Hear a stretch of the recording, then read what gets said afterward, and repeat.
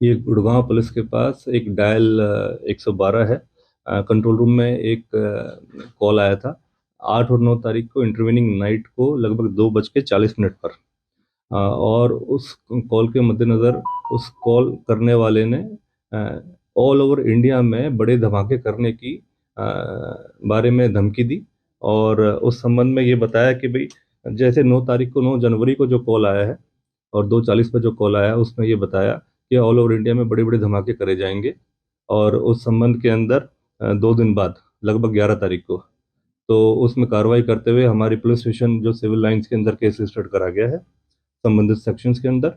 और उसको जो सस्पेक्ट था जिसने कॉल किया था, उसको पकड़ने में हमारी क्राइम ब्रांच सेक्टर 39 की टीम ने सफलता प्राप्त करी है।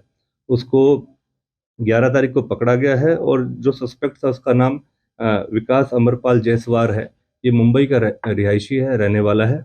और पिछले लगभग 2009 और 10 से ये गुड़गांव समसपुर में किराए पर रह रहा था। और इसकी पृष्ठभूमि जो पूछताछ में सामने बात आई है, वो ये है कि ये काफ़ी समय से मेडिकल स्टोर बानी स्क्वायर जो गुड़गांव में है, वहाँ पर कार्यरत था। और सिक्योरिटी गार्ड की भी इसने नौकरी करी है। और क्योंकि जो अभी कोविड का जो टाइम आया था, तो पोस्ट कोविड इसकी किसी कारणवश नौकरी चली गई। और ये फिर नशे के आदी पड़ गया, काफ़ी नशा करने लग गया। और अपनी वाइफ के साथ ये रह रहा था, और वाइफ के साथ काफ़ी अनबन रहनी शुरू हो गई, क्योंकि ये काम नहीं कर रहा था काफ़ी समय से।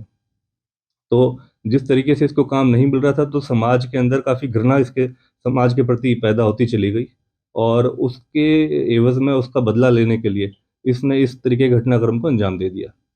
और लगभग 9 तारीख को रात को कॉल करके ऑल ओवर इंडिया इस तरीके से बड़े धमाके करने के संबंध में एक धमकी दे दी।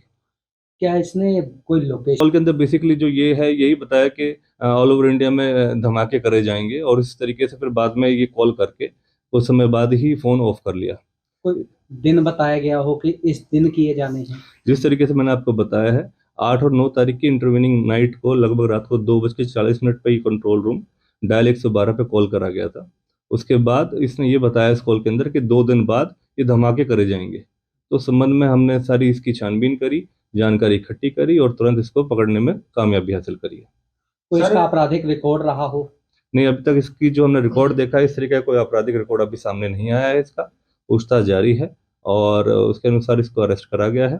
और इससे संबंधित जो मोबाइल यूज़ करा गया था, सिम कार्ड वगैरह जो यूज़ करे थे, वो ऑलरेडी इससे रिकवर करे जा चुके हैं। जहाँ से इसे गिरफ्तार किया गया हो। तो बड़े ये होने वाले हैं, क्या उसके संबंध में हम एक ही वार्निंग भी देना चाहते हैं सभी, काफ़ी इस तरीके की कॉल्स और इस तरीके की बातें सामने आती रही हैं। एक ये सभी के लिए वार्निंग है जो इस तरीके की घटनाक्रम को या गतिविधियों को या इस चीज़ की ऐसी गतिविधियों में संलिप्त पाए जा रहे हैं, उनके लिए स्ट्रिक्ट वार्निंग है।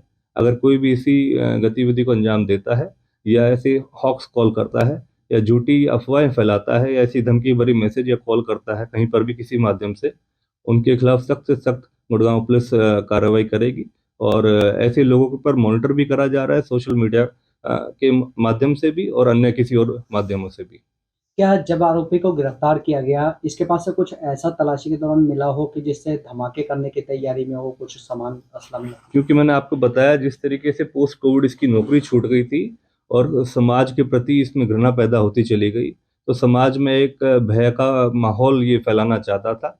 और घृणात्मक जिस तरीके की इसने सोच अपनी रखी है, तो समाज में डर और भय का जो माहौल फैलाने के संबंध में इसने ऐसी सोच रखते हुए ऐसी गतिविधियों को अंजाम दिया है।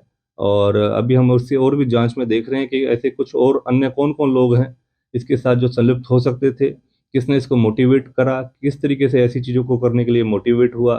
तो सभी अब तथ्यों को भी जानकारी इकट्ठी कर रहे हैं साथ साथ। क्या ये नशे में था उस टाइम? नशा करने का आदी है ये, काफ़ी लिकर वगैरह का उस तरीके से कंज्यूम करता है। काफ़ी समय से इसके बारे में जो जानकारी प्राप्त हुई है, नशे में रहता है ये। इसी कारण इसकी वाइफ के साथ काफ़ी अनबन भी रहती है इसकी, और इसकी नौकरी भी छूट गई है। तो सभी जो तथ्य हैं, जो ये आधार हैं, उनको देखते हुए ये गतिविधि को इसने अंजाम दे दिया।